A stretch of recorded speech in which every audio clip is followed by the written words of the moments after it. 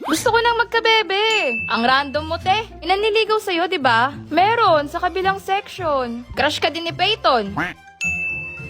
Hindi ko type. May kausap ka din online, di ba? Tinatamad ako mag-reply. Paano ka magkaka-boyfriendan? Alam ko na. Ano? Science. Science? Yup, science. Humingi tayo ng signs kay God, tapos kung sino makakagawa ng hinihingi natin, siya na ang dawan ko! Tama! Ang corny nyo. Kung sino unang kumatok sa pinto, siya na ang dawan ko.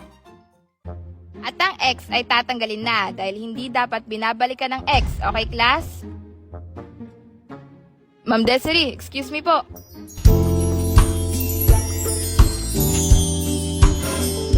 Oh, Benedict, ano yon? Siya pala ang dawan mo eh. No way! Pinapa-excuse po ni Sir Lacson si Sasha. Ako? Yee! Ibalik ang tamis sa pag-ibig. Shhh! Makinig nga kayo kay ma'am. Ang ex, hindi na dapat binabalikan. Ibang sign naman. Ayaw pa, campus crush na yun. Campus crush na niligawan halos lahat ng babae sa campus habang sila pa ni Sasha. Dali, ayoko na pag-usapan yan. Give me a sign.